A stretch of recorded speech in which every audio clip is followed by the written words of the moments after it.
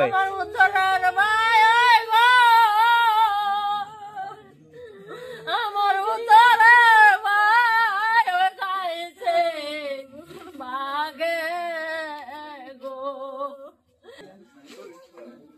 সঠিক বলতে পারি না, উনি তো আসে আপনার প্রতিদিনই 9টা থেকে 10টার দিকে দোকান থেকে বাড়িতে আসে।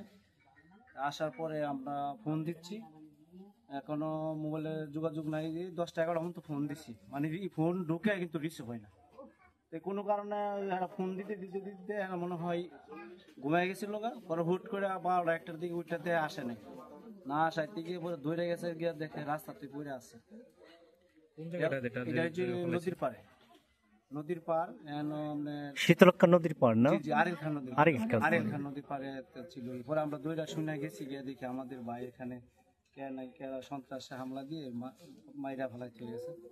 কি অবস্থায় পাইছেন? কি কারণে আমরা সঠিক বলতে পারি না। আর এলাকার যেভাবে মারবে এটা আমরা কি অবস্থায় পাইছেন গিয়া মৃত্যুটা? আমরা উপর থেকে পড়ে লইছিল রক্তাক্ত ভাবে, শরীরে আঘাত, শরীরে ঘাড়ে। আমরা এই ঘাটটা মানে আমরা বেশ কোন জায়গাটায় খুব কাটতে ফেলাই।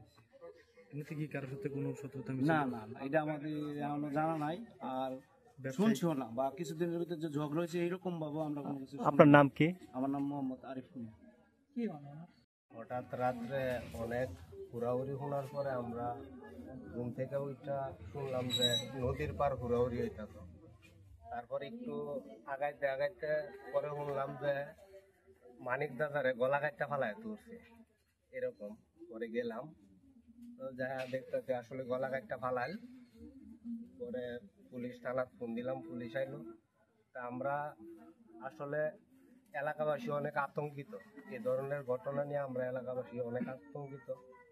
আমরা আসলে এলাকাবাসী পুলিশ প্রশাসনের কাছে নিরাপত্তা চাই, এই ধরনের ঘটনা যাতে এলাকাতে না হয়।